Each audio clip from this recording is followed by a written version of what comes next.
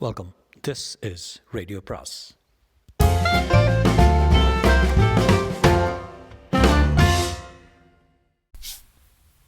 அனைவருக்கும் அன்பு வணக்கம். ராக்கி ரங்கராஜனின் ஜெனிஃபர் அத்தியாயம் 11. ஜெனிஃபருக்கு பெரும் அதிர்ச்சி. பாதிரியார் சொன்ன பெண் இவ்வளவு பரிதாபமான நிலையில் இருப்பாள் என்று அவள் கொஞ்சம் கூட எதிர்பார்க்கவில்லை. அவளை இங்கே அழைத்து வாருங்கள், விபத்தை பற்றி அவளிடம் பேசுகிறேன் என்று பாதிரியாரிடம் சொன்னபோது, அவளால் எங்கும் வர முடியாது ஜெனிஃபர், நீதான் அவளை போய் பார்க்க வேண்டும் என்று பாதிரியார் சொன்னார். அதன் அர்த்தம் அப்போது விளங்கவில்லை, இப்போதல்லவா புரிகிறது. ஒரு சிறிய ஃப்ளாட்டில் குடியிருந்தாள் அந்த பெண். ஜெனிஃபர் கதவை தட்டியதும் வயதான பெண்மணி ஒருத்தி திறந்தாள். சமையலில் ஈடுபட்டிருந்தால் போலும் இடுப்பில் துணி சுற்றி கொண்டிருந்தாள். ஜெனிஃபர் தன்னை இன்னார் என்று சொல்லிக் கொண்டதும், உள்ளே வாருங்கள், காணி உங்களை எதிர்பார்த்து கொண்டிருக்கிறாள், நான் அவள் அத்தை என்றாள். மேசை நாற்காலிகள் எதுவும் இல்லாத அறைக்குள் நுழைந்தாள் ஜெனிஃபர். ஒரு பெரிய கூடை நாற்காலியில் தலையணைகள் முட்டுக் கொடுக்க காணி என்ற அந்த பெண் உட்கார்ந்திருந்தாள். அவளை பார்க்கவே ஜெனிஃபருக்கு கொலை நடுங்கியது. அந்த பெண்ணுக்கு கைகளும் இல்லை, கால்களும் இல்லை, வெறும் உடம்பு மட்டும்தான். தன் நடுக்கத்தை கஷ்டப்பட்டு மறைத்து கொண்டாள் ஜெனிஃபர். இந்த சின்ன வயதில் என்ன கொடுமை இது? ஜெனிஃபரின் வயதே தான் இருக்கும் அவளுக்கு. இப்படிப்பட்ட நிலைமையிலையும் முகத்தில் ஒரு பிரகாசம். ஜெனிஃபரை பார்த்ததும் பிரியமாக புன்னகை செய்தாள் காணி. உட்காருங்கள் ஜெனிஃபர், உங்களை நான் ஜெனிஃபர் என்று கூப்பிடலாம் இல்லையா? ஃபாதர் ராயன் உங்களை பற்றி நிறைய சொல்லியிருக்கிறார். நானும் உங்களை டெலிவிஷனில் பார்த்திருக்கிறேன். நீங்கள் வந்ததில் எனக்கு ரொம்ப சந்தோஷம். எனக்கும் உன்னை பார்த்ததில் ரொம்ப சந்தோஷம் என்று சொல்ல ஜெனிஃபர் வாயெடுத்தால், ஆனால் இந்த பெண்ணை பார்த்ததில் சந்தோஷம் என்றா சொல்ல முடியும்? எதுவும் சொல்லாமல் அந்த பெண்ணின் எதிரில் இருந்த நாற்காலில் உட்கார்ந்து கொண்டாள் ஜெனிஃபர். சில வருஷங்களுக்கு முன்னால் உனக்கு ஏதோ விபத்து நடந்தது என்று ஃபாதர் ராயன் சொன்னார். என்ன நடந்தது? தப்பெல்லாம் என்மேல்தான் என்றாள் காணி. யாரையும் குற்றம் சொல்லக்கூடாது. தெருவெல்லாம் ஒரு பனிக்கட்டியாயிருந்தது. அன்றைக்கு ஒரு நார்சந்தியை கடக்கிற போது கால் வழுக்கி ஒரு லாரியின் முன்னால் விழுந்து விட்டேன். விபத்து நடந்து எத்தனை நாள் ஆகிறது? போன டிசம்பரோடு 3 வருஷம் ஆகிறது. அப்போது கிறிஸ்மஸ் சமயம்.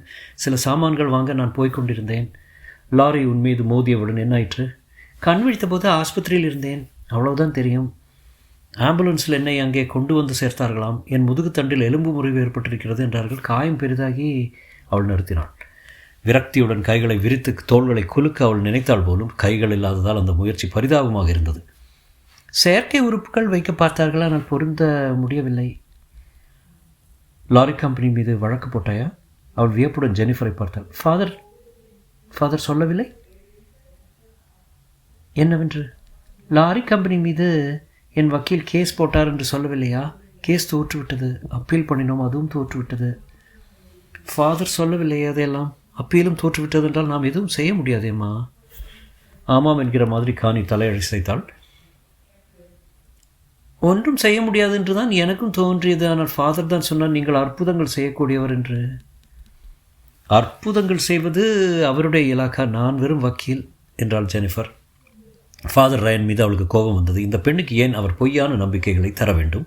அவரிடம் சொல்ல வேண்டும், இப்படியெல்லாம் செய்யாதீர்கள் என்று. காணியின் அத்தை எட்டத்திலேயே நின்றிருந்தாள். சாப்பிட ஏதாவது கொண்டு வரட்டுமா மிஸ் ஜெனிஃபர்? டீ, பிஸ்கட் என்றாள். ஜெனிஃபருக்கு நல்ல பசி. நேரம் இல்லாததால் காலையிலிருந்து எதுவும் சாப்பிடவில்லை என்பது ஞாபகம் வந்தது. ஆனால் கையும் காலும் இல்லாத இந்த பரிதாபமான பெண்ணின் எதிரே உட்கார்ந்து கொண்டு கைகளால் எடுத்து உண்ணுவதாவது? தேங்க்ஸ், ஒன்றும் வேண்டாம், இப்போ தான் சாப்பிட்டு விட்டு வந்தேன் என்றாள். எவ்வளோ சீக்கிரமாக முடியுமோ அவ்வளோ சீக்கிரமாக இங்கிருந்து கிளம்பி விட்டால் தேவலை போல் இருந்தது ஜெனிஃபருக்கு. புறப்படுவதற்கு முன் உற்சாகம் ஊட்டும்படி 2 வார்த்தை சொல்லிவிட்டு போக நினைத்தாள். ஆனால் என்னத்தை சொல்ல முடியும்? எதுவும் தோன்றவில்லை. சாரிம்மா, நான் எதுவும் உதவி என்றபடி எழுந்து கொண்டாள். பரவாயில்லை, நீங்கள் கஷ்டப்படாதீர்கள் என்றாள் காணி புன்னகையுடன். அந்த புன்னகை ஜெனிஃபரின் மனத்தை அது உலுக்கி விட்டது. இவள் இடத்தில் நாம் இருந்தோம் என்றால் புன்னகையா செய்வோம்? புன்னகை செய்வது எப்படி என்பதே மறந்து போயிருக்குமே. புறப்பட்டவள் நின்றாள். உன் வக்கீல் யார் என்று கேட்டாள். அவர் பெயரை சொன்னாள். உங்களுக்கு அவரை தெரியுமா? தெரியாது, எதற்கும் அவரை சந்தித்து பேசுகிறேன் என்று ஒப்புக்கு சொல்லி வைத்தாள் ஜெனிஃபர். ரொம்ப சந்தோஷம் என்றாள் காணி. ஜெனிஃபரின் பேச்சை உண்மை என்று எடுத்துக்கொண்டதால் அவள் குரலில் மகிழ்ச்சி தெரிந்தது. அவளை ஒரு வினாடி உற்று பார்த்தாள் ஜெனிஃபர். என்ன அவல வாழ்க்கை இவளுக்கு! நாளுக்கு பின் நாள் ஓடும், மாதத்துக்கு பின் மாதம் ஓடும், வருடத்துக்கு பின் வருடம் ஓடும். இவள் இங்கேயே இப்படியே உட்கார்ந்திருப்பாள். எந்த நம்பிக்கையும் இல்லாமல், தானாக எந்த வேலையும் செய்ய முடியாமல், வெறும் ஜடமாக. உனக்கு எந்த நம்பிக்கையும் தர முடியாமல் இருக்கிறதம்மா என்றாள். அது எனக்கு தெரியும் என்றாள் கானி. ஒன்று சொல்லட்டுமா ஜெனிஃபர், நீங்கள் என்னை பார்க்க வந்ததே போதும், அதுவே எனக்கு ரொம்ப தெம்பாக இருக்கிறது. ஜெனிஃபர் புறப்பட்டாள். கைகுலுக்கி விடைபெறுகிற தருணம், ஆனால் குலுக்குவதற்கு கைதான் இல்லை. சங்கடத்துடன் வரட்டுமா, அப்புறம் சொல்லி அனுப்புகிறேன் என்றாள். அலுவலகத்துக்கு திரும்பி செல்கையில் ராயன் பாதிரியாரை பற்றி எண்ணமிட்டான். அவருடைய கோரிக்கைகளுக்கு இனி இடம் கொடுக்கக்கூடாது. முழுக்க முழுக்க முடமாகி கிடக்கும் இந்த பெண்ணுக்கு யாரால் என்ன உதவி செய்ய முடியும்? இவளுக்கு போய் நம்பிக்கை கொடுப்பது கொடுமை அல்லவா? இருந்தாலும் கானி கூறிய வழக்கறிஞரை பார்த்து விடுவோம் என்று எண்ணிக்கொண்டான். அலுவலகத்தில் அவளுக்காக ஃபோன் செய்தவர்களின் பெயர்களை குறித்து வைத்திருந்தார் செக்ரட்டரி. அதில் வார்னரின் பெயர் இருக்கிறதா என்று அவசரமாக பார்த்தால் இல்லை. அந்த வழக்கறிஞர் சின்ன மூக்கும் வழுக்கை தலையுமாக இருந்தார். வருமானம் இல்லாத வக்கீல் என்பது பார்த்ததுமே தெரிந்தது. குமாஸ்தாவுக்கென்று போட்டிருந்த மேஜை நாற்காலி காலியாக இருந்தது. சாப்பிட போயிருக்கிறார் என்று அவர் சொன்னாரே ஒழிய மனிதருக்கு பாவம் குமாஸ்தாவே இல்லை என்று ஜெனிஃபர் ஊகித்து கொண்டாள்.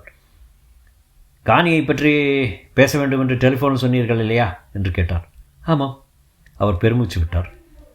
அதை பற்றி பேச என்ன இருக்கிறது? வழக்கு போட்டோம், தோற்றுவிட்டது. ஆனால் நான் கடைசி வரை உயிரை விட்டு பாடுபட்டேன். அப்பீலையும் நீங்கள் தானே பார்த்து கொண்டீர்கள்? ஆமாம், அதுவும் தோற்று போய்விட்டது. நீங்கள் வீண் பிரயத்தனம் செய்தீர்கள் என்று தோன்றுகிறது. ஒரு வினாடி அவளை கூர்ந்து கவனித்தார் அவர். இந்த மாதிரி கேஸில் போய் ஏன் உங்கள் நேரத்தை வீணடிக்கிறீர்கள்? நீங்கள் பெயரும் புகழும் உள்ள வக்கீல, பணம் வரக்கூடிய பெரிய வழக்குகளை வேலை செய்யலாமே. ஒரு சிநேகிதர் கேட்டுக்கொண்டார் இந்த கேஸை கவனிக்கும்படி. இது சம்பந்தமான தஸ்தாவேஜுகளை நான் பார்க்கலாமா என்றார் ஜெனிஃபர். ஓ, தாராளமா என்று கூறி இன்னொரு பெருமூச்சுடன் எடுத்து தந்தார். கானியின் வழக்கு விவரங்களை படிக்கலாம் என்று ஜெனிஃபர் உட்கார்ந்த போது மாலை நேரம். நான் என் உயிரை விட்டு பாடுபட்டேன் என்று கானியின் வழக்கறிஞர் சும்மா பெருமைக்காக சொல்கிறார் என்றுதான் அவள் நினைத்திருந்தாள். ஆனால் அது முழுக்க முழுக்க உண்மை என்று இப்போது தெரிந்தது. வழக்கை மிக சரியான முறையில் நடத்தியிருந்தார் அவர். கானியின் விபத்துக்காக நஷ்ட ஈடு கோரி நகரசபை, லாரி கம்பெனி இரண்டின் மீதும் வழக்கு தொடுத்திருந்தார். வழக்கை விசாரிக்க ஜூரர்கள் குழு நியமிக்கப்பட வேண்டும் என்று கோரியிருந்தார். ஜூரர்கள் நியமிக்கப்பட்டனர். ஆனால் நகரசபையின் மீதோ லாரி கம்பெனியின் மீதோ தவறு கிடையாது என்று கூறிவிட்டார்கள். அந்த டிசம்பர் மாதம் நகரமெங்கும் பனிப்புயல் வீசியதற்கு தாங்கள் காரணமில்லவென்றும் அது தெய்வச் செயல் என்றும் நகரசபைக்காரர்கள் தெரிவித்தார்கள். பனிக்கட்டிய சாலைகளிலிருந்து அகற்றுவதற்கு எவ்வளவு கருவிகளை உபயோகித்து என்னவெல்லாம் செய்ய முடியுமோ அவ்வளவும் தாங்கள் செய்ததாக சொன்னார்கள். கானிதான் அஜாக்கிரதையாக சாலையை கடந்து விபத்தை தேடிக்கொண்டாள் என்று கூறினார்கள். லாரி கம்பெனியும் தங்கள் மீது தவறில்லை என்று சொல்லிவிட்டது.